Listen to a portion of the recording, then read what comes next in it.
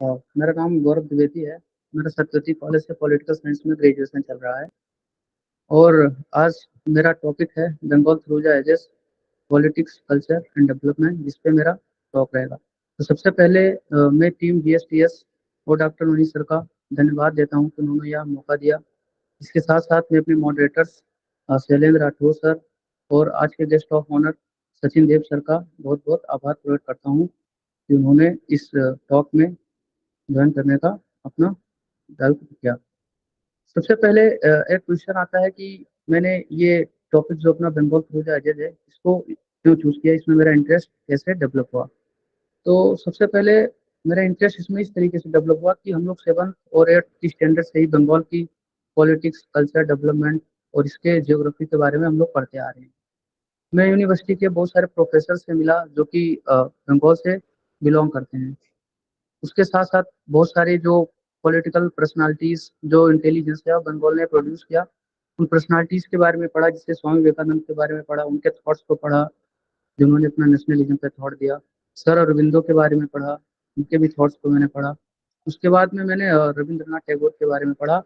तो ये सारी चीजें मैंने पढ़ी। उसके बाद में एक मेरे मन में क्वेश्चन आया कि आखिर ऐसा क्या रीजन था कि जो डिफरेंट आइडियोलॉजी के या डिफरेंट इंटेलेक्चुअल थे, वो केवल बंगाल में ही एक समय में कैसे हुए, कैसे बंगाल असम का, बिहार का और उड़ीसा का पार्ट हुआ करता था। तो ये सारी चीजें पढ़ने के बाद में, बहुत सारी बुक्स मैगजीन पढ़ने के बाद में मेरा एक थॉट डेवलप हुआ कि बंगाल पे एक रिसर्च किया जाए, स्टडी किया जाए और इसको इस तरीके से किया जाए। तो सबसे पहले मैं अपना ऑब्जेक्टिव्स जो है वो रखना चाहूंगा। तो जो सबसे पहला मेरा ऑब्जेक्टिव्स है वो है बंगाल के सोशियो इकोनॉमिक डेवलपमेंट पे सिंस एंशियंट टाइम्स। कैसे एंशियंट टाइप में बंगाल का डेवलपमेंट हुआ, इसके ऑल ओवर कल्चरल और पॉलिटिकल एस्पेक्ट्स में। उसके बाद में जो मेरा दूसरा ऑब्जेक्टिव रहेगा वो बंगाल के जो इकोनॉमिक अप डाउन हुए, उस पे जो है वो मेरा दूसरा ऑब्जेक्टिव रहेगा। And the third objective is कि किस तरीके से बंगाल ने प्रोग्रेस किया, किस तरीके से बंगाल ने बहुत सारे कल्चर्स को अपने में अडॉप्ट किया। And the fourth objective is to find out the culture of Bengal with the association of its socio economic and cultural perspective. तो सबसे पहले हम लोग बंगाल की हिस्ट्री को थोड़ा नजदीक से जानने की कोशिश करेंगे। तो ऐसा कहा जाता है कि 2000 साल पहले बंगाल को चावल की खेती करने वाले लोगों ने बसाया था। बिकॉज बंगाल गंगा और ब्रह्मपुत्र के डेल्टा का रीजन है, तो यहाँ पे आज भी चावल की खेती जो है वो सबसे अधिक होती है। और अर्थशास्त्र में भी ऐसा माना जाता है कि जो डेमन किंग वली थे वो अर्थशास्त्र में रहा निवास करते थे। और बंगाल को पहले हम लोग वांग प्रदेश के नाम से भी जानते थे। और नंद डायनेस्टी के जो किंग हुआ करते थे, किंग एंजलिस, उन्होंने अलेक्जेंडर को भी हराया था। उसके बाद में एक किंग हुए बंगाल में एंशिएंट इंडिया में, जिनका नाम था किंग शशांक। उन्होंने बंगाल को एक काफी अच्छी तरीके से यूनाइटेड किया और एक फ्रेगमेंटेड बंगाल को उन्होंने यूनाइटेड बंगाल बनाया। उसके बाद में हम बात करते हैं मिडल इंडिया में कि बंगाल ने किस तरीके से प्रोग्रेस की। तो मिडल इंडिया में अगर देखा जाए तो 10th सेंचुरी के आसपास बंगाल में इस्लाम रिलीजन का जो है प्रोग्रेशन फैलना स्टार्ट हुआ। उसके साथ साथ बंगाल जो है 12th सेंचुरी में दिल्ली सल्तनत का हिस्सा बना, जिसके साथ साथ बंगाल में जो है एक इंडो इस्लामिक आर्किटेक्चर का जो है उद्भव हुआ। इसके साथ साथ वहाँ पे जो इमारतें आज के टाइम पे भी हमें देखने को मिलती हैं, उनका निर्माण कार्य शुरू हुआ। इसके बाद हम बात करते हैं बंगाल के डेवलपमेंट की मिडल इंडिया में। तो 14th to 16th सेंचुरी में बंगाल की जो इकोनॉमी थी वो काफी उसने प्रोग्रेस की। यहाँ का जो ट्रेड कॉमर्स था उसने भी काफी यहाँ से प्रोग्रेस किया। उसके बाद इसी समय यहाँ पे जो बंगाल है उसकी अपनी एक अपना कॉइन्स होता था, और इस कॉइन्स की मिंटिंग की एक अपनी पद्धति होती थी, जिसको हम लोग टकसाल कॉस्बन के नाम से भी जानते हैं। इसी समय यूरोपियंस का जो रुझान था वो इंडिया की तरफ बढ़ा, और स्पेशली इन बंगाल की तरफ, क्योंकि बंगाल ट्रेड में, कॉमर्स में इतना रिच होता था। यही एक रीजन था कि ब्रिटिशर्स ने सबसे पहले बंगाल को अपना इंडिया में कैपिटल बनाया। 1772 एडी में बंगाल ने ब्रिटिशर्स ने बंगाल को अपना पॉलिटिकल और एडमिनिस्ट्रेटिव हब बनाया, सेंटर बनाया। उसके बाद में उन्होंने यहाँ पे अपना जो है ट्रेड करना स्टार्ट किया। इसके साथ साथ हम लोग बात करते हैं कि किस तरीके से वेस्टर्न वेस्टर्न जो कंट्रीज थी उनके कॉन्टेक्ट में आने के बंगाल ने किस तरीके से अपने आप को डेवलप किया। उसके बाद हम लोग बात करते हैं बंगाल के ज्योग्राफी की, कि बंगाल की ज्योग्राफी कैसे इतनी प्रॉस्परस है। जो कि एक रीजन है बंगाल के सोशो इकोनॉमिक डेवलपमेंट में। तो बेसिकली बंगाल जो है वो गंगा और ब्रह्मपुत्रा के रिवराइन प्लेन पे बसा हुआ है। इसके साथ साथ यहाँ पे जो हुगली नदी है उसका भी काफी योगदान रहता है। इस कारण से यहाँ की जो मिट्टी है वो एग्रीकल्चर के बहुत ही योग्य है, बहुत ही प्रॉस्परस है, बहुत ही रिच है। और यही बंगाल पहले बिहार, असम और उड़ीसा प्रेसिडेंसी, जो एक बंगाल प्रेसिडेंसी होती थी, उस पे पार्ट हुआ करते थे।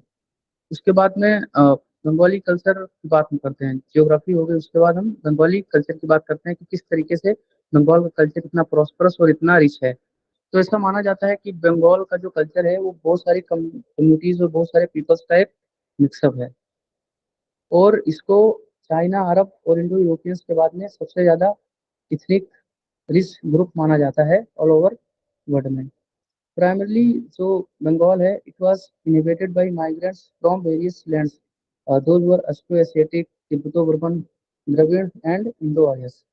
और इसके बाद में बंगाल का कनेक्शन जो है वो एंशियंट टाइम से ही अरब से, तुर्किश से, जो और बार्जियन ऑर्जिन के जो लोग होते थे उनसे रहा है, या उनसे रहा है। उसके साथ साथ यहाँ पे बहुत सारी ट्राइब्स जो होती थी बंगाल में, उनका भी यहाँ से कनेक्शन रहा है, जैसे भील, काला, संथाल, सबर और कुलिन जैसी जो कम्युनिटीज थी, उनका भी बंगाल से काफी अच्छा कनेक्शन रहा है, जिन्होंने यहाँ की जो डाइवर्सिटी है उसको रिच करने में काफी बनाया, जो कि आज की बंगाली कम्युनिटी का मूल बनी। इसके बाद हम बात करते हैं बंगाल के कल्चर में। जैसे बंगाल में सब, हर स्टेट का अपना एक स्पेशल कल्चर होता है, हर अपना एक स्पेशल फेस्टिवल डे होता है। तो अगर हम बात करें स्पेशल ओकेजन्स पे, तो बंगाल के लोग क्या पहनते हैं, तो in special occasions Bengali women's commonly wear saris, salwar kameez और ओबियास and covering their faces with hijab, and the men's wear pajama also and covering their hair by रुमाल and handkerchief etc. इसके बाद हम बात करते हैं कि जो बंगाल का डांस कल्चर है वो भी काफी प्रोस्परस माना जाता है। जिसे Bengal has an extremely rich heritage of dancing dating back to antiquity. Ancient काल से बंगाल का जो है अपना एक ट्रेडिशनल डांस रहा है, जिसमें क्लासिकल डांस भी आते हैं, फोक डांस भी आते हैं और मार्शल डांस भी इसके अंतर्गत आते हैं। उसके बाद में हम अपने मेन फोकस पे आते हैं कि किस तरीके से 1772 एडी में ब्रिटिशर्स ने बंगाल को अपना कैपिटल बनाया और किस तरीके से बंगाल जो है वो ब्रिटिशर्स के कांटेक्ट में आया। तो सबसे पहले हम बात करते हैं कि वेस्टर्न कंट्रीज के, यूरोपियन कंट्रीज के कांटेक्ट में आने के बाद बंगाल ने अपने आप में क्या परिवर्तन किया और बंगाल ने उनसे क्या सीखा। तो सबसे पहले बंगाल ने जो ब्रिटिशर्स से अडॉप्ट किया वो था स्टाइल वेस्टर्न स्टाइल अडॉप्ट किया। उसके बाद में वहाँ का जो साइंटिफिक अप्रोच था उसको भी बंगाल ने अडॉप्ट किया। साइंटिफिक अप्रोच के साथ साथ इंस्टीट्यूशनल एजुकेशन को भी बंगाल ने शुरुआती दौर में ही अपना लिया। उसके साथ में जो बंगाल जब ब्रिटिशर्स के कॉन्टेक्ट में आया तो उसने बहुत सारे साइंटिफिक डेवलपमेंट को अपनाया, टेक्नोलॉजिकल इंस्ट्रूमेंट की शुरुआत यहीं से हुई। और इवन बंगाल ने ही नहीं, पूरे इंडिया ने ही ब्रिटिशर से, वेस्टर्न कंट्रीज से बहुत सारी चीजें सीखी, बहुत सारे सोशल रिफॉर्म सीखे। वैल्यू ऑफ डेमोक्रेसी जो थी, इन सारी चीजों का भी यहीं से जो है एक सामंजस्य देखने को मिलता है। और ये सारी चीजें शुरुआती दौर में ही बंगाल ने ब्रिटिशर से शुरू की।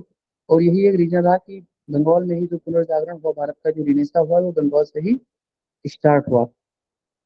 इसकी एक वजह यही रही कि जर्नलिज्म से लेकर पॉलिटिक्स तक, फिलोसफी से लेकर लिटरेचर तक, बंगाल शुरू से ही सबसे आगे रहा। इसीलिए ऐसा एक ऐसी कहावत है, ऐसा कहा जाता है कि what Bengal thinks today, India thinks tomorrow. जो इस भाव को निहितार्थ करता है कि जो बंगाल आज के समय में सोचता है वो इंडिया कल के समय में सोचता है, क्योंकि बंगाल बहुत सारी चीजों में बहुत पहले से ही other as compare to other state बहुत आगे रहा है। एक ट्रेवलर हुए हैं जिनका नाम है फ्रांसिस बर्नियर, उन्होंने अपने एक अकाउंट में कहा है कि province of Bengal was more prosperous even than Egypt. Means Egypt से भी ज्यादा प्रॉस्परस बंगाल एक समय में हुआ करता था, क्योंकि यहाँ पे कॉटन का, सिल्क का, शुगर का, बटर जैसी कमोडिटीज का बहुतायत मात्रा में एक्सपोर्ट हुआ करता था। इसके अलावा यहाँ पे जो डेली डोमेस्टिक यूज में फिशेज का भी काफी महत्व रहा है। और डेली डोमेस्टिक यूज में जो है फिशेज का बिजनेस भी काफी अच्छा रहा है, जो कि यहाँ की जो पोर कम्युनिटी है और जो लोअर मिडिल क्लास है उनका एक अच्छा बिजनेस रहा है। और बंगाल में हर तरीके की जो फिशेज होती हैं उनका कल्चर किया जाता है, उनकी फार्मिंग की जाती है। और एक रीजन ये भी है कि बंगाल की जो डेलिकेसी है वो पहले भी फिश थी और आज भी फिशेज को ही माना जाता है। इसके बाद हम बात करते हैं बंगाल की जो ट्रेडिशनल आर्ट्स थे जो थे वो किस तरीके से, में कैसे बंगाल का डेवलपमेंट एक एक एकाएक हुआ, उसकी हम लोग बात करते हैं। जैसे बंगाल में ट्रेडिशनल हैंडीक्राफ्ट प्रोडक्शन है, उसका कंपैरिजन पूरे ऑल ओवर वर्ल्ड में, पूरे फॉरेन मार्केट में कहीं से भी नहीं किया जा सकता है। इवन ढाका और मुर्शिदाबाद की जो मुस्लिम है, जो वहाँ के मंगल के कपड़े होते थे, जो वहाँ की टेक्सटाइल इंडस्ट्री होती थी, उनको मालवा और बनारस की टेक्सटाइल इंडस्ट्री से भी काफी रिच माना जाता था। और उसके बाद में थोड़ी बहुत जानकारी हम मुर्शिदाबाद के बारे में ले लेते हैं। मुर्शिदाबाद जो है वो सिल्क इंडस्ट्री में एंशियंट टाइम्स से ही बहुत ज्यादा प्रॉस्परस है, और पूरे बंगाल का जो सेंट्रलाइजेशन ऑफ सिल्क इंडस्ट्री है वो मुर्शिदाबाद में ही पाया जाता है। इसके बाद हम लोग बात करते हैं कि किस तरीके से बंगाल में इकोनॉमिक डाउनफॉल की शुरुआत हुई, किस तरीके से ब्रिटिशर्स ने अपनी पॉलिसीज के थ्रू बंगाल को एक्सप्लॉइट करना शुरू किया। इवन बंगाल के नहीं, पूरे इंडिया को किस तरीके से उन्होंने एक्सप्लॉइट करना शुरू किया। तो सबसे पहले हम बात करते हैं बैटल ऑफ प्लासी की 1757, उसके बाद बैटल ऑफ बक्सर 1764। इसके बाद ब्रिटिशर्स ने पूरी तरीके से बंगाल की जो पॉलिटिकल पावर है, इकोनॉमिक पावर है, एडमिनिस्ट्रेटिव पावर है, उनको अपने कैप्चर में ले लिया। और पॉलिटिकल पावर में आने के बाद सबसे पहले ब्रिटिशर्स ने यहाँ की जो दीवानी थी, जिसको हम लोग रेवेन्यू राइट्स कहते हैं, उसको अपने हाथ में ले लिया। इसको अपने हाथ में उन्होंने ले लिया। इससे एक नुकसान ये हुआ कि एग्रीकल्चर से जो आने वाला टैक्स था, जो रेवेन्यू था, वो ब्रिटिशर्स अपने पास ही रखने लगे। और उन्हीं रेवेन्यू से वो ब्रिटिशर्स जो है भारत की जो कम्युनिटीज होती थी, जो यहाँ की टेक्सटाइल इंडस्ट्री के जो प्रोडक्ट्स होते थे, उनको उन्होंने यहीं से खरीदना शुरू किया। क्योंकि पहले जब वो स्टार्टिंग में इंडिया में आए थे तो गोल्ड और सिल्वर को भारतीयों को दे करके उनकी कम्युनिटीज को खरीदते थे। तो इससे एक ये नुकसान हुआ कि अब जो प्रॉफिट वो कमाते थे, उसी प्रॉफिट से ही वो भारतीय चीजों को खरीदते थे और फॉरेन मार्केट में ले जा करके दुगने दामों में बेचते थे। तो इससे सबसे बड़ा नुकसान ये हुआ कि जो प्रॉफिट, यानी कि इसमें ब्रिटिशर्स का अपना खुद का कोई एक पैसा भी नहीं लगता था। वो सारी चीजें इंडिया में ही प्रॉफिट कमा करके इंडिया से ही खरीदते थे। तो ये भी एक बहुत बड़ा रीजन रहा बंगाल की जो छोटी इंडस्ट्रीज थी उनको एक्सप्लॉइट करने का। उसके बाद में हम बात करते हैं कि जो यहाँ के रॉ मटेरियल्स होते थे, इंस्टीट्यूट्स होते थे, इनको ये ब्रिटिशर्स खरीदते थे। और इनको टेक्नोलॉजिकल मशीन्स के द्वारा, हायर मशीन्स के द्वारा इनको काफी कम समय में, काफी कम पैसे की लगान में बनाते थे, और काफी ज्यादा जो है दामों में इनको ये बेचते थे। उसके बाद हम बात करते हैं कि किस तरीके से बंगाल का जो एक्सप्लॉयटेशन हुआ वो साउदर्न इंडिया और नॉर्दर्न इंडिया की अपेक्षा बहुत ज्यादा है। क्योंकि सबसे पहले बंगाल को ही उन्होंने अपनी कॉलोनी बनाई, और एक तरीके से उन्होंने बंगाल को एक्सप्लॉइट करना स्टार्ट किया। इससे एक आंकड़ा ये लगाया जा सकता है कि जो भारत के अन्य राज्य, जैसे पंजाब हो गया, उत्तर प्रदेश हो गया, महाराष्ट्र हो गया, इन सब की अपेक्षा जो बंगाल है उसको ज्यादा नुकसान हुआ। यही एक रीजन रहा कि यहाँ की जो फ्लोरिशिंग एग्रीकल्चर इकोनॉमी थी, उसको ब्रिटिशर्स ने स्टार्टिंग से ही एक्सप्लॉइट करना शुरू कर दिया। उसके बाद 1793 में ब्रिटिशर्स ने एक परमानेंट सेटलमेंट नामक पॉलिसी की स्थापना की। इस पॉलिसी के तहत उन्होंने एक fix rate of taxation fix कर दिया बंगाल के एग्रीकल्चरलिस्ट पे कि इतना आपको जो है देना पड़ेगा। और यहाँ के जो जमींदार होते थे वो ही अपने आप को प्रॉपर्टी राइटर मानते थे। और ब्रिटिशर्स के बाद में जो यहाँ के जमींदार होते थे वो भी किसानों को एक्सप्लॉइट करते थे, और जो फिक्स रेवेन्यू होता था उसको दुगना करके वो यहाँ के किसानों से वसूलते थे, इरिस्पेक्टिव ऑफ Gaurav, उनकी कितनी sorry to कमाई हुई disturb है you. इस साल। Kindly louder. ये sir, okay sir, okay sir. तो इसका एक रीजन ये भी रहा कि किस तरीके से उन्होंने किसानों को, छोटे किसानों को, जमींदारों ने और ब्रिटिशर्स ने मिलकर के एक्सप्लॉइट करना शुरू किया। और लैंड रेवेन्यू जो होता था, लैंड रेवेन्यू को फिक्स कर दिया गया, जो कि काफी हाई था। उन्हें इस बात का भी कोई फर्क नहीं पड़ता था कि इस लैंड रेवेन्यू जो हम उससे ले रहे हैं उस हिसाब से उनका प्रोडक्शन हुआ है या नहीं हुआ है, किसी भी हाल में उन्हें अपना रेवेन्यू चाहिए था। इससे क्या हुआ, इसने किसानों को, भारतीय किसानों को बहुत ही गरीब कर दिया।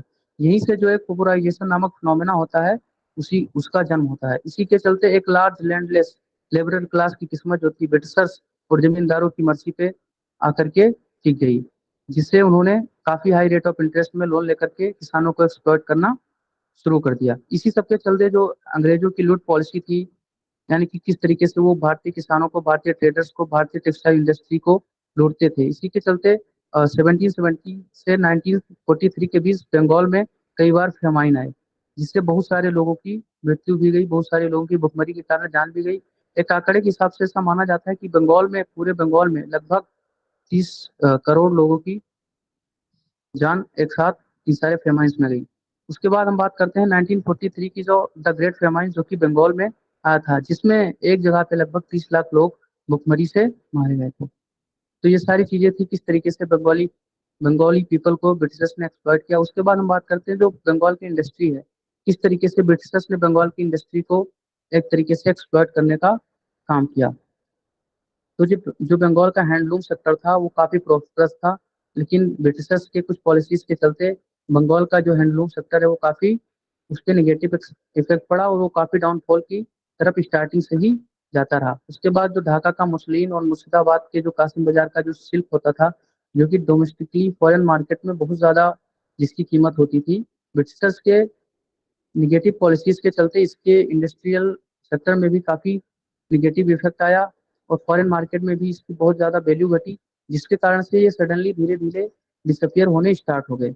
और इसका एक निगेटिव प्रभाव ये पड़ा कि जो ढाका की बेबर कम्युनिटी थी वो इन्हीं कारणों से डिसअपियर हो गई पूरी तरीके से, और मुर्शिदाबाद के जो बेबर कम्युनिटी हुआ करती थी वो इन्हीं सभी कारणों से पूरी तरह से स्लेवरी की कंडीशन में आ गई। उसके बाद हम बात करते हैं the trade and exploitative policies of British, जो उन्होंने इंडिया में इनिशिएट किया, जिससे कि deindustrialization of Bengal start हुआ। इसका कारण एक ये भी था कि जब डी इंडस्ट्रियलाइजेशन स्टार्ट होगा तो मासिव अनएम्प्लॉयमेंट और वाइड स्प्रेड पॉवर्टी का भी जन्म हुआ ब्रिटिशर्स के कारण। और ये तो रहा ब्रिटिशर्स का। उसके बाद में हम बात करते हैं कि बंगाल में जो पार्टीशन हुए 1905 में, जब पार्टीशन हुआ जिसमें अ, बंगाल से बिहार और उड़ीसा को भी 1912 में किस तरीके से हटाया गया। 1874 में किस तरीके से असम बंगाल से सेपरेट हुआ। तो जब 1874 में बंगाल से असम सेपरेट हुआ, तो जो बंगाल का सबसे रिच एरिया था जहाँ पे टी प्लांटेशन सबसे ज्यादा होता था, वो असम अलग हो गया। इससे भी बंगाल की इकोनॉमी पे काफी फर्क पड़ा। उसके बाद 1912 में बिहार और उड़ीसा किस तरीके से बंगाल से अलग हुआ, इससे भी जो बंगाल की प्रॉस्परस और रिच एरियाज होती थी एग्रीकल्चर करने के योग, वो भी अलग हो गई। उसके बाद जो सबसे बड़ा प्रभाव पड़ा वो पड़ा 1947 में, जब इंडिया और पाकिस्तान का पार्टीशन हुआ। इससे इस, इससे ऐसा माना जाता है कि जो पार्टीशन का मेन रीजन था वो ब्रिटिशर्स ने 1905 में ही अपनी डिवाइड एंड रूल की जो पॉलिसी थी, उसी पॉलिसीज के चलते उनको स्टार्ट कर दिया था। As a result of partition, the state of West Bengal witness large scale refugee influx, जिससे बहुत सारे रिफ्यूजी भारत में आए, जिसका एक एक्सेसिव प्रेशर प्रेशर पड़ा भारत के लिमिटेड रिसोर्सेज पे और भारत के ट्रेड पे। According to official data of India during the Bangladesh liberation war 1971, nearly 60 lakh people crossed border into India from Bangladesh. यानी कि लगभग 60 लाख लोग बांग्लादेश से भारत में आए, जिसका भारत में बहुत ज्यादा निगेटिव इफेक्ट पड़ा। ब्रिटिश की इन्हीं पॉलिसीज और इस साइड इफेक्ट्स के कारण इंडिपेंडेंस के कई दशकों के बाद तक जो बंगाल था, बंगाल की स्थिति नहीं सुधरी। बिन 1980 तक इन सारी पॉलिसीज के चलते बंगाल को एक निगेटिव इकोनॉमी का प्रभाव देखना पड़ा। उसके बाद हम बात करते हैं पोस्ट इंडिपेंडेंस बंगाल की, कि किस तरीके से बंगाल का जीडीपी रेट कई दशकों तक काफी कम रहा। इवन आफ्टर इंडिपेंडेंस, जो कि बंगाल के जीडीपी के पीछे जो सबसे बड़ा मेन रीजन था कि किस तरीके से बंगाल की जो जीडीपी थी वो काफी कम रही है इंडिपेंडेंस के बाद से ही। तो सबसे पहली बात इसमें जो डिपार्टमेंटल अंडरटेकिंग होता था, जिसके अंतर्गत रेलवे, पावर, कम्युनिकेशन और पोर्ट्स को रखा गया था, जो कि एक सीमित दायरा होता था इंडस्ट्रियलाइजेशन के लिए। और इसका एक मेन रीजन ये भी था कि बंगाल में शुरुआती दौर से ही लाइसेंस राज पॉलिसी थी, जो 1990 के लिबरलाइजेशन के बाद जिसको हटाया गया। इसके अलावा जमींदारी के चलते जिस तरीके से किसानों का एक्सप्लॉयटेशन यहाँ हुआ, ऐसा कहीं नहीं हुआ। इसी के चलते जो 1960 का भारत में रेवोल्यूशन हुआ है, उसका बंगाल में बहुत ही कम असर पड़ा। इसका सबसे ज्यादा असर वेस्टर्न यूपी, पंजाब और हरियाणा के सेक्टर में पड़ा। हालांकि बंगाल की जो एग्रीकल्चर लैंड है वो काफी प्रॉस्परस, काफी रिच हुआ करती थी इन राज्यों की अपेक्षा, लेकिन इन्हीं लाइसेंस राज पॉलिसीज के चलते, इन्हीं एक्सप्लॉयटेटिव पॉलिसीज के चलते बंगाल पे 1960 के ग्रीन रेवोल्यूशन का कोई प्रभाव नहीं पड़ा। इसके बाद इन्हीं सब सारी पॉलिसीज के चलते बंगाल जिसको जिसकी जो रूरल कंडीशन थी काफी खराब होती गई। और एक हम प्रसिद्ध हिस्टोरियन रामचंद्र गुहा के according, the governance of West Bengal has stagnated and has taken a toll on the economic growth of the state. इस सबके चलते जो बंगाल हुआ करता था वो इकोनॉमी के ग्रोथ से काफी समय तक एक अलग ही तरीके से अलग रहा। उसके बाद में 1960 के दशक में यहाँ पे ट्रेड यूनियनिज्म चलता था, जो कि बंगाल में काफी समय से जिसका इमरजेंस हो रहा था। इसके लगातार लॉकडाउन्स और फैक्ट्रीज के खिलाफ स्ट्राइक्स के चलते इंडस्ट्रियलिस्ट जो होते थे, उद्योगपति जो होते थे, उन्होंने जो अपना पैसा इन्वेस्ट करना होता था बंगाल के इंडस्ट्रियल सेक्टर में, वो अपना पैसा इन्वेस्ट करने से बचते रहे। क्योंकि जैसे ही कोई इंडस्ट्री बंगाल में लगती थी, तो जो वहाँ की लेफ्ट गवर्नमेंट होती थी या जो वहाँ की यूनियन के लोग होते थे या वहाँ की जो लेबर पार्टी होती थी, वो इनके खिलाफ लगातार एजिटेशन करना स्टार्ट कर देते थे, जिस कारण से इंडस्ट्रियलिस्ट का कोई प्रॉफिट नहीं होता था। इसलिए उन्होंने वहाँ से फैक्ट्री लगाना पूरी तरीके से बंद कर दी। इसके बाद में अगर देखा जाए तो जो लिबरलाइजेशन 1990s के दौर का होता है, उसका भी काफी ज्यादा प्रभाव नहीं पड़ा। Because the main reason behind this was that the left government in the West Bengal did not appreciate the liberalization policy of the union government. Because centre में कोई और गवर्नमेंट थी, स्टेट में कोई और गवर्नमेंट थी, इस कारण से लिबरलाइजेशन का प्रभाव भी बंगाल पे काफी कम पड़ा, क्योंकि सेंट्रल स्टेट कॉपरेशन जो होता है वो यहाँ पे आपस में नहीं बन सका। Even today, more than 60% of population of the state of Bengal is involved in the agricultural sector. इसके अलावा यहाँ की जो 20% लैंड है वो नॉन एग्रीकल्चरल एक्टिविटीज में इन्वॉल्व है। उसके अलावा जो 20% लैंड जो बचती है वो फेलो लैंड है, बैरन लैंड है, और जो कि डिफॉरेस्टेटेड है, जिस लैंड का कोई यूज यहाँ पे नहीं हो रहा है। तो ये सारी चीजें हैं बंगाल के इकोनॉमिक डाउनफॉल की, कि किस तरीके से बंगाल का इकोनॉमिक डाउनफॉल हुआ, और इस इकोनॉमिक डाउनफॉल के चलते किस तरीके से बंगाल का जो कल्चरल एक्टिविटीज है उस पर कितना ज्यादा प्रभाव पड़ा। उसके बाद हम लोग बात करते हैं एक आशा की, कि किस तरीके से बंगाल ने अपने आप को ट्रांसफॉर्म करना स्टार्ट किया। सबसे पहले वेस्ट बंगाल में जो है, हम बात करते हैं तो जो अभी आए गवर्नमेंट डाटा के हिसाब से देखा जाए, तो जो बंगाल का फॉरेन डेवलपमेंट इन्वेस्टमेंट है वो 21st सेंचुरी में काफी बढ़ा है। इसके साथ साथ जो बंगाल में रैपिड ग्रोथ ऑफ सर्विसेज है, जो कि 2017-18 के आसपास 7.7 हुआ करती थी, और इस समय 2022 और 23 की डाटा के हिसाब से अगर देखें तो 7.7 या 7.8 और 7.9 के बीच में भी हैं। इसके अलावा इंडिया के जो दो मेजर पोर्ट्स हैं, एक कोलकाता में स्थित है और दूसरा पोर्ट जो है वो हल्दिया में स्थित है, जो कि ट्रेड को काफी ज्यादा बढ़ावा देते हैं। और गवर्नमेंट डेटा के हिसाब से अगर देखें तो इन 2018 और 19 जो कोलकाता और हल्दिया पोर्ट थे, इन दोनों की जो कंबाइंड ग्रोथ हुई है वो 63.73 मिलियन टन्स ऑफ गुड्स, यानी कि 63.73 ट्रिलियन गुड्स का हल्दिया और कोलकाता पोर्ट्स ने जो है एक्सपोर्ट इंपोर्ट मिला करके किया है। जिसके चलते गवर्नमेंट ऑफ इंडिया ने 1620 किलोमीटर का जो एक वाटर वे है, जिसको हम लोग NW फर्स्ट भी बोलते हैं, हल्दिया से प्रयागराज के बीच में जोड़ने का काम किया है। जो रूट है सीधा बे ऑफ बंगाल से एसोसिएटेड है, जिसके कारण जो यहाँ की ट्रेडिंग है उसको काफी ज्यादा बढ़ावा मिलेगा, और फॉरेन इन्वेस्टर्स जो हैं, जो कि वाटरवेज के माध्यम से बंगाल में काफी ज्यादा इन्वेस्टमेंट करने के लिए उनके लिए सुटेबल रहेगा। उसके बाद हम बात करते हैं मेजर इंडस्ट्रियल एरिया, जैसे कोलकाता, आसनसोल, खड़गपुर, हल्दिया। ये मेन रीजन है बंगाल के, जो कि बंगाल के जीडीपी में सबसे ज्यादा कंट्रीब्यूट करते हैं। उसके साथ साथ बंगाल का अपना एक ऑपरेशनल आईटी सेक्टर जोन है, जिसको 5 कैटेगरी में डिवाइड किया गया है, जिसका मेन जो लक्ष्य है, जो इसका एम है कि आईटी एक्सपोर्ट को बंगाल में 50% से ज़्यादा बढ़ाया जाए 2030 तक। इसके साथ साथ 5 अगस्त 2018 में स्टेट गवर्नमेंट ने यहाँ पे project IT hub project start किया है, जिसको हम सिलिकॉन वैली आईटी प्रोजेक्ट के नाम से जानते हैं, ताकि बंगाल में जो आईटी सेक्टर का इन्वेस्टमेंट है उसको बढ़ावा दिया जा सके, और अधिक से अधिक जो इन्वेस्टर्स हैं आईटी सेक्टर्स में वो बंगाल में आए और बंगाल की इकोनॉमी को प्रोस्परस करने में अपना कॉन्ट्रीब्यूशन दे। उसके बाद जो वेस्ट बंगाल है, वो भारत में जो 30% टी प्रोडक्शन होता है उसमें ये अपनी भूमिका निभाता है। उसके बाद में जो बंगाल के मेजर टी एरियाज जैसे दार्जिलिंग और जलपाईगुड़ी हैं, ये भी बंगाल में ही लोकेटेड हैं, जिनका टी प्लांटेशन में काफी महत्वपूर्ण योगदान होता है। और जो दार्जिलिंग की टी है उसको जीआई टैग भी दिया गया है, उसके गुड क्वालिटी ऑफ प्रोडक्शन के कारण।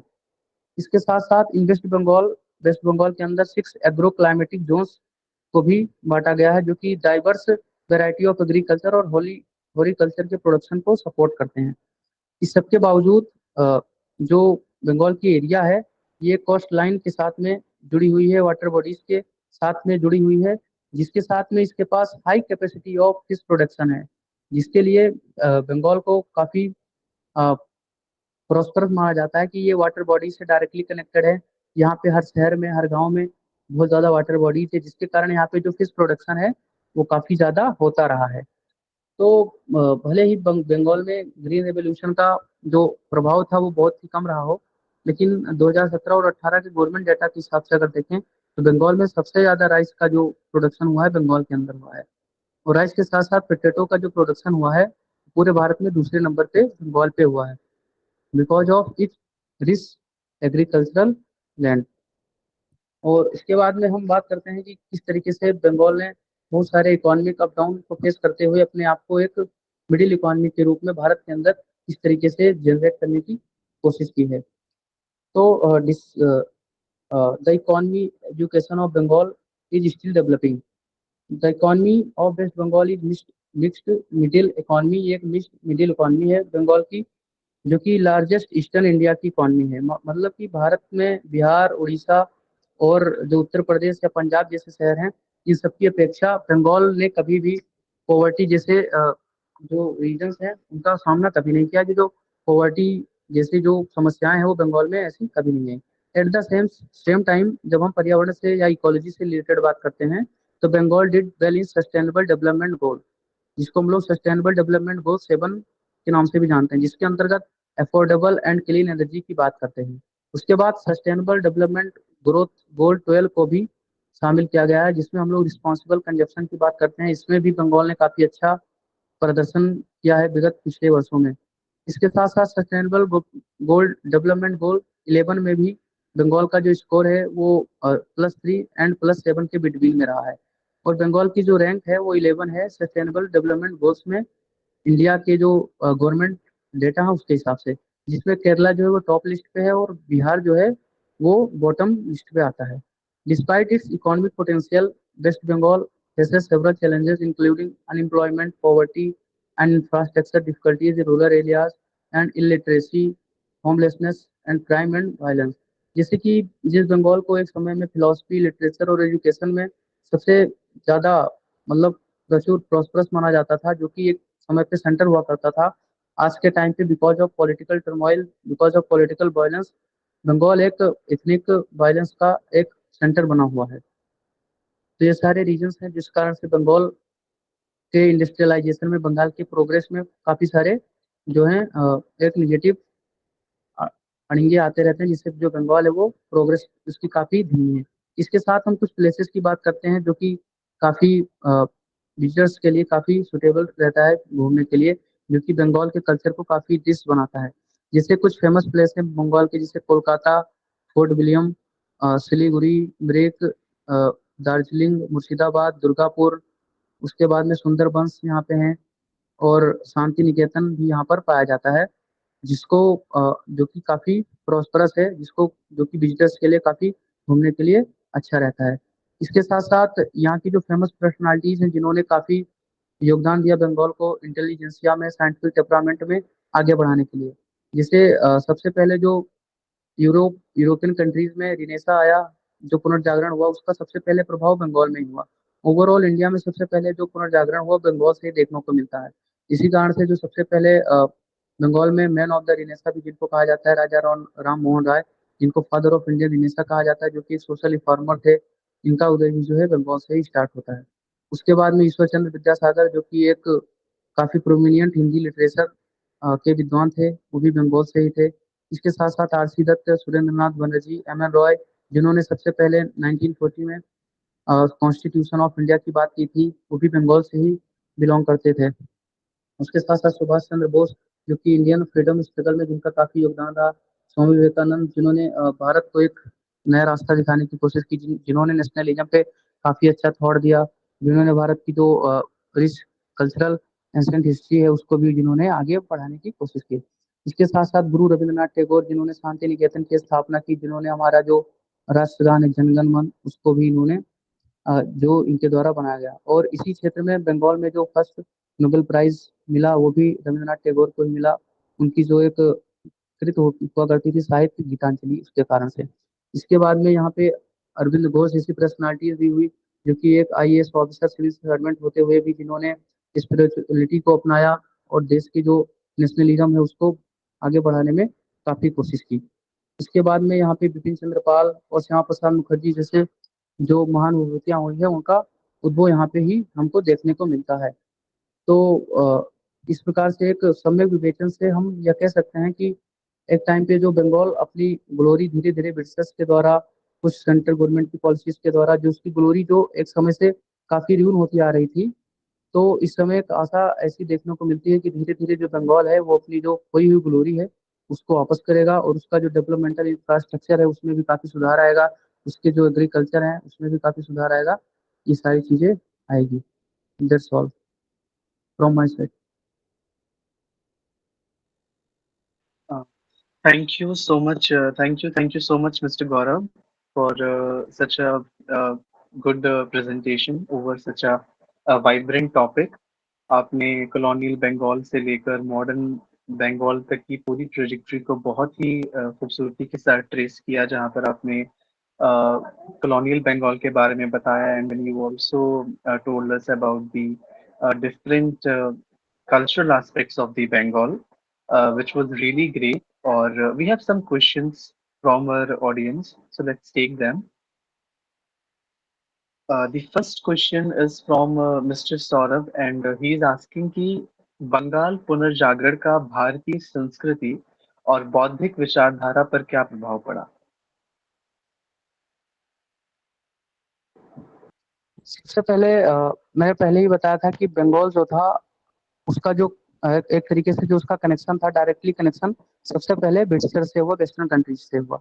तो जिस समय पे वेस्टर्न कंट्रीज जो थी वो ट्रेड के लिए काफी सारी कंट्रीज में जा रही थी, उस समय एक सबसे बड़ा रीजन ये था कि जो वेस्टर्न कंट्रीज है वहाँ पे रिनेसा पहले ही आ चुका था। इस कारण से वहाँ पे जो टेक्निकल साइंटिफिक डेवलपमेंट थे वो एक तरीके से डेवलप होना शुरू हो गए थे। इस कारण से सेक्टर को काफी बढ़ावा दिया गया और डायरेक्टली वेस्टर्न कंट्री से जुड़े रहने के कारण बंगाल में सबसे पहले सोशल रिफॉर्म जैसी चीजें आने लगी। बंगाल डायरेक्टली वेस्टर्न कंट्रीज के कनेक्ट में आ गया।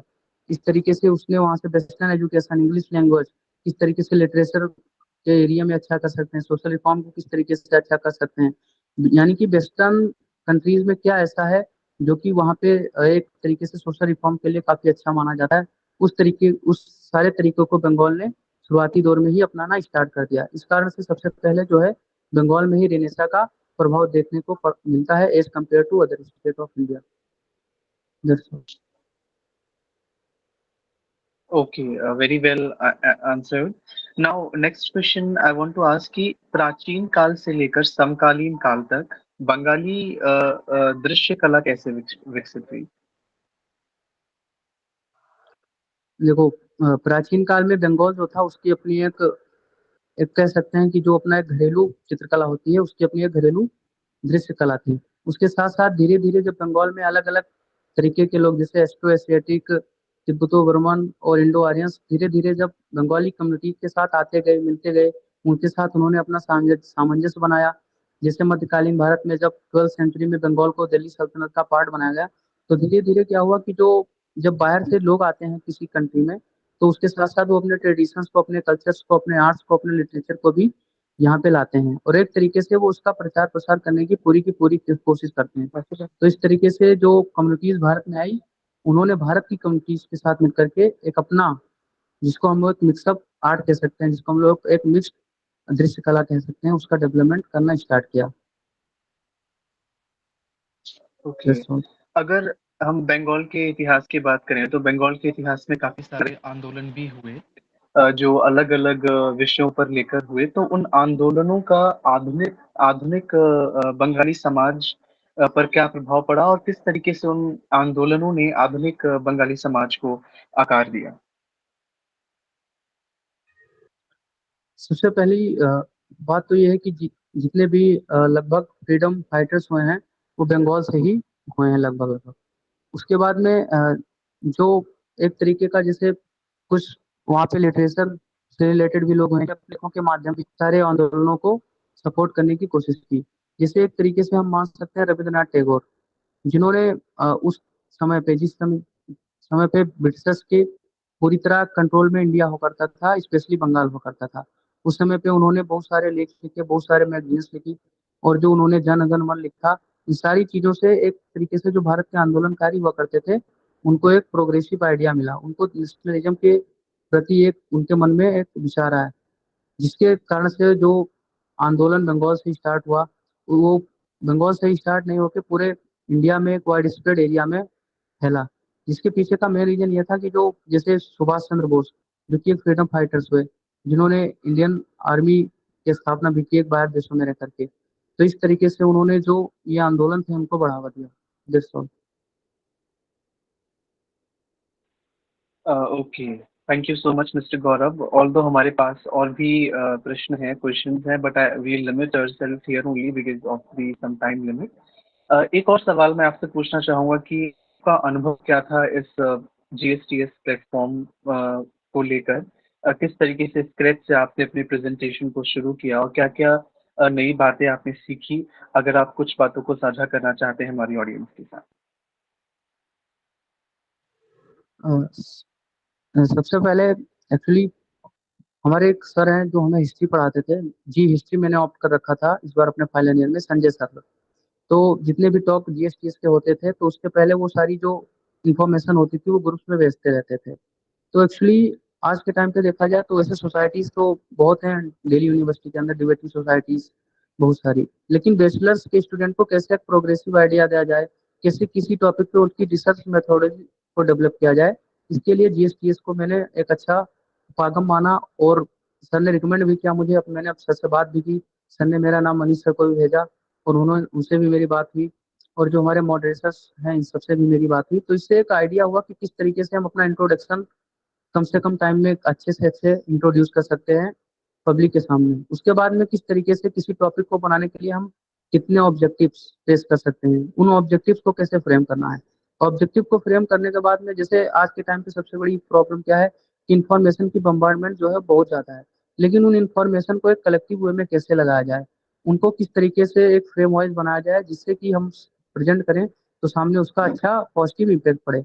ये चीज मैंने जीएसटीएस से सीखी कि किस तरीके से जो मेरे पास सोशल कंडीशन ऑफ बंगाल है, एंशियंट हिस्ट्री है, मेडुअल हिस्ट्री बंगाल की है, या किसी भी टॉपिक की है, तो उसको किस तरीके से अरेंज किया जाए, किस तरीके से बहुत सारे प्रैक्टिस सेशन में उसको रीअरेंज कराया गया, और उसको एक ऐसे वे में बोला जाए जिससे कि जो पब्लिक है उसे भी अच्छा लगे, पब्लिक भी बोर ना हो, और ये सारी चीजें जो है एक वे में जाए। जैसे कोई किताब लिखी जाती है तो उस किताब में एकदम थीम वाइज सारी चीजें होती है, वो थीम वाइज चीजें जो है उसकी अंडरस्टैंडिंग जीएसटीएस से मिली। इसके लिए मैं बहुत बहुत धन्यवाद भी करता हूँ टीम जीएसटीएस का, स्पेशली डॉक्टर मनीष सर का।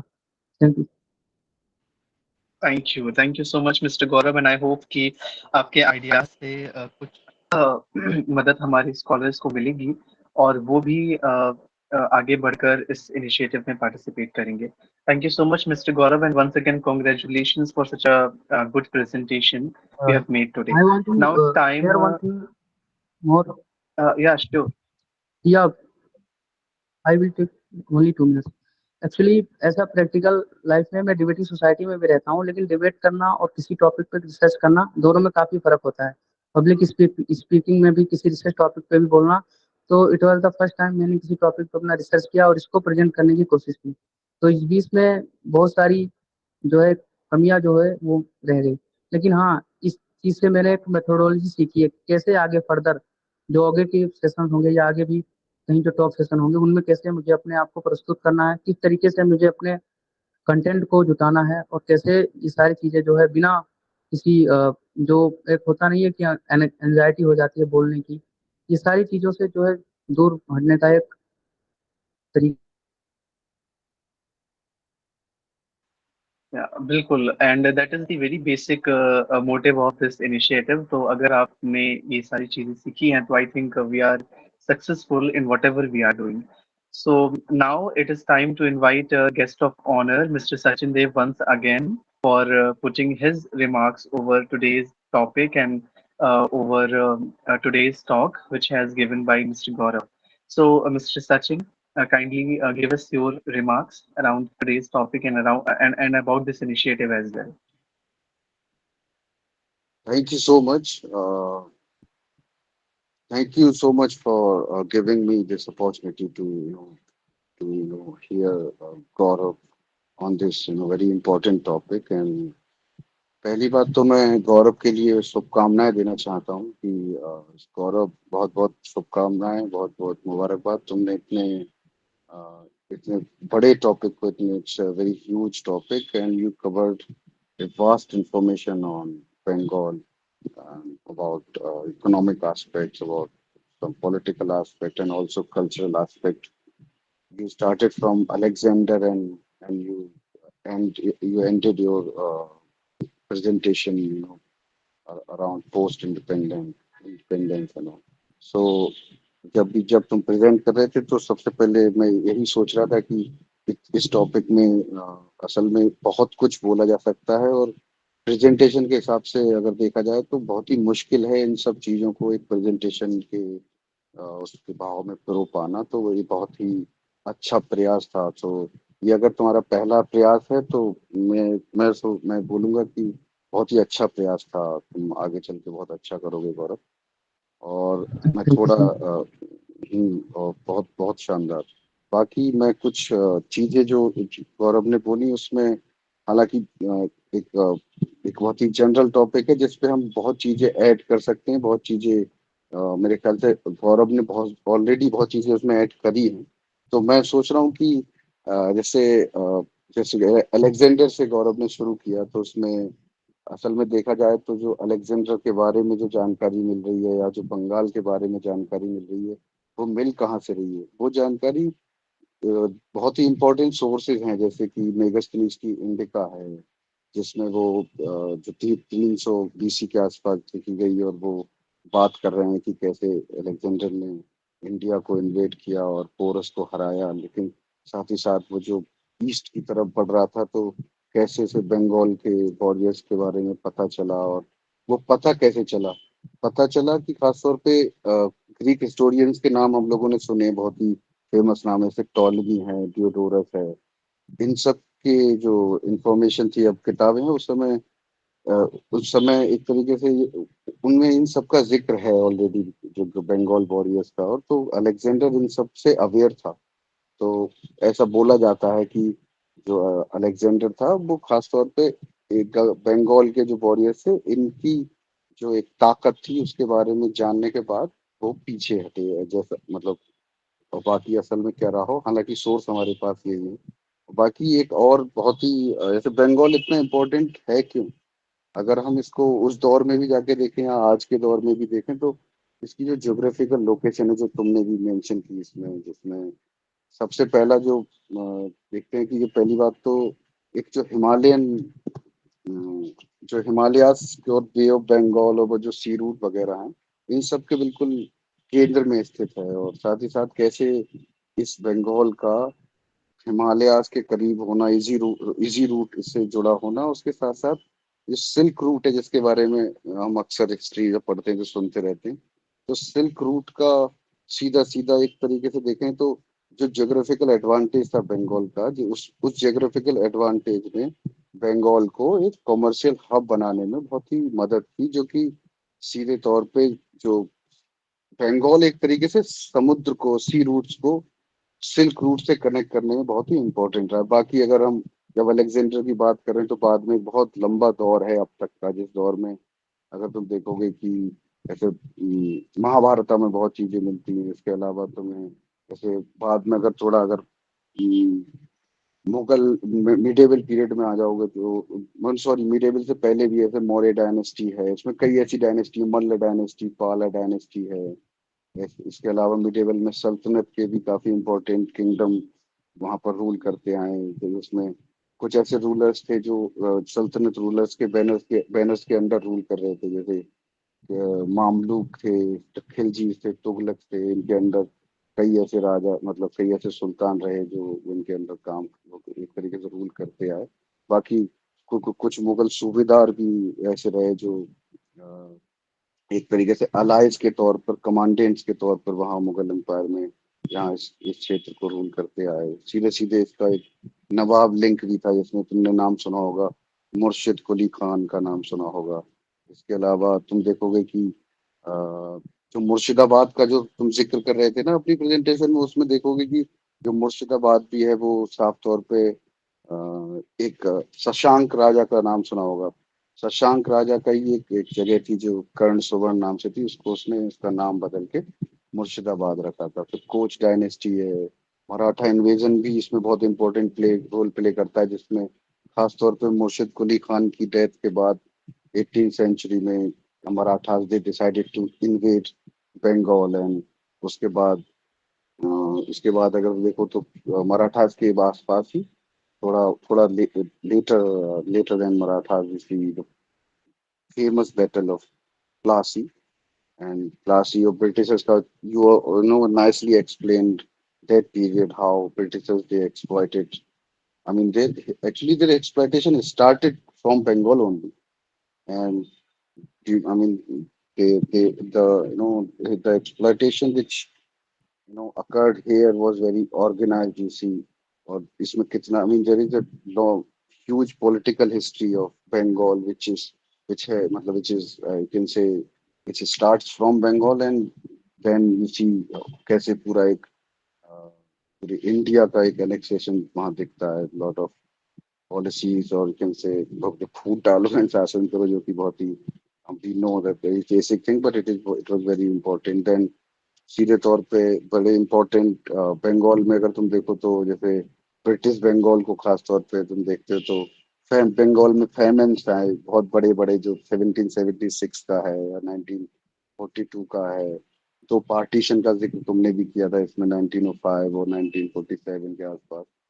एंड ऑल्सो बहुत बड़े माइग्रेशन का भी एक सेंटर है ये 1905 1947 का 1971 का। तो इसमें क्या है कि एक जो बंगाल है वो बहुत ही कह सकते हैं ट्रांसफॉर्मेशन बोला जा सकता है, पॉलिटिकल टर्मोइल बोला जा सकता है, मतलब इन सब से गुजरा है। और इसके साथ साथ जब कोई भी ऐसी जगह होती है तो वहां पर दोनों बातें होती हैं कि like political turmoil is there, exploitation is there, तो साथ ही साथ तुम देखोगे कि they were also the Bengalis they had interaction and intimacy with the colonizers also, no? Then you see how most advanced they became most advanced in science, modern science literature, and you see how Bengal Renaissance is connected to that. फिर साथ ही साथ तुम देखते हो कि जो Bengal Renaissance का जो तुम जिक्र कर रहे थे उसमें कैसे एक फ्री थिंकिंग की बात आ रही है, कास्ट डिस्क्रिमिनेशन को कंडेम किया जा रहा है, एंड ऑल्सो जो लिटरेचर है साइंस है उसको as a as the agent of progress देखा जा रहा है। और so बहुत बड़े बड़े नाम है जो कि तुमने नाम ऑलरेडी बताए हैं इसमें। इसके अलावा जैसे फ्रीडम मूवमेंट में स्वदेशी मूवमेंट है, अनुशीलन समिति है, जुगांतर है। कैसे वो जो ये क्वेश्चन था यूथ के कैसे how it affected youth, you also answered very well. And these movement, this whole process also, this whole process affected, or you can say influenced the youth of Bengal, na? Where you see they were trained, and they also trained by these Anushilin Samiti and Jogant.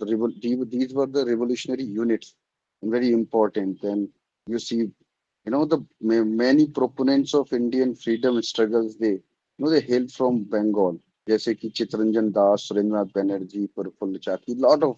तो इसमें एक चीज है कि जो हम लोगों ने नाम सुना है जो अंडमान निकोबार सेलुलर जेल का, जो बताते हैं कि जो सबसे ज्यादा the highest number of jail revolutionaries Bengal से ही पहुंचे थे वहां अंडमान में जो जेल है।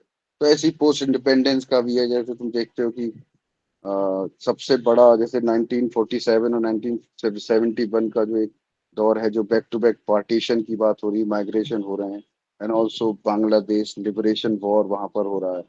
तो इसमें क्या है कि यूथ है जो बंगाल का, उसके अंदर एक अजीब सी एक अलग एक अजीब सा एक भाव पैदा हुआ है। Then you see how this in 1970 और 71 में this state witness the largest youth revolution in the form of Naxalite movement. So वो जो नेक्सलाइट मूवमेंट था वो असल में एक तरीके से रिएक्शन था वो पूरे उस दौर का। तो बाकी मेरे ख्याल से समय की भी काफी कमी है, और मैं मुबारकबाद देता हूँ। और एक बात और बोलूंगा कि ऑफ कोर्स मैं लगातार जुड़ा हूँ इस प्लेटफॉर्म से। मनीष सर हैं, मैं देखता हूँ कि कैसे बिना किसी रुकावट के, बिना किसी को इस बिना कोई दिन स्किप करे संडे उन्होंने लगातार इस प्रोग्राम को करा रहे हैं। मैं sir I am really happy and privileged to be a part of this platform, and I really love to see graduate scholars to present here. And when they present, I always imagine my graduation and masters, and I really love to see them. They learn, and we learn from them a lot. I mean, I learned today from Gaurav a lot, and as you know, I congratulate him for his first presentation, and I look forward for his bright future. Thank you so much.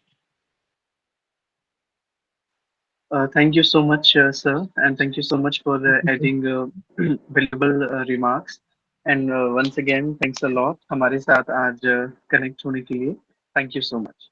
Now, proceeding further, it's time to invite to be speaker for the next Sunday, Miss Priya, and she will be speaking on the topic space technology, renaissance of legacy of astronomical studies.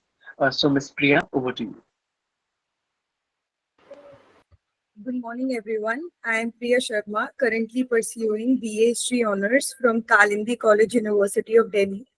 As my study explores into the exploration of history, I am deeply passionate about reflecting historical narratives, but with a sense of modern context.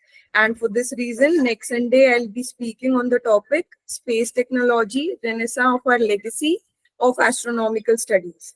And I'll try to cover the following points. First, the descent of space technology in India. Basically, the journey of space technology in India can be divided into three phases. The first phase being the contributions made by our ancient astronomical scholars like Aryabhatta, Varahamir, etc. The second phase being the establishment of ISRO in the modern era, and the third being the triumph that India made after Chandrayaan 3. Secondly, I'll be talking about the applications of historical underpinnings in modern era. The principles of ancient astronomical studies are still applied today in determining weather, climate prediction, time determination, agriculture, etc. And the third thing that I'll be talking about is the future prospect and role of youth. The role of youth. The future hold immense possibilities that can be gleaned in minds of modern youth. Here, I want to say that by combining the ancient knowledge system with the modern artificial intelligence, we can usher a revolution in the space technology.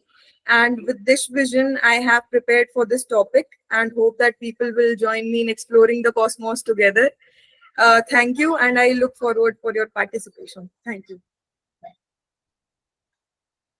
Thank you so much, Miss Priya. We'll surely join you next Sunday. So now it's time to wrapping up the session because it is time to it's 6:01, so it's time to wrap up the session. Thank you so much, everybody. Thank you so much to all the audience, to all the scholars, research scholars, and everybody who have joined us today. And now, finally, for giving vote of thanks and for wrapping this session up, finally, I would like to invite Professor Akriti. So, Akriti ma'am, kindly. Thank you, Shailendra, for inviting me. So I'm asked to give the vote of thanks. So first of all, I would like to express my gratitudes to our principal sir of Shamlal College, Professor Hemant Kupredi sir, the convener IQAC Pramod Divedi sir, and GSTS convener Dr. Pramod Kumar sir, and the brain behind this initiative, Dr. Manish Kambar sir. I would also like to express my gratitude and extend my gratitude towards our GSTS team, moderators, Shailendra, Samriddhi, Manvi, and others. I'm sorry if I forgot any names. And now I would like to thank Gaurav for his lovely presentation and our guest of honor today, Dr. Sachin Dev. Thank you, sir, for giving us your precious times and remarks. And now I would like to thank our audience who are with us. Thank you so much, and stay tuned with us for next Sunday and for the lovely presentation. Thank you.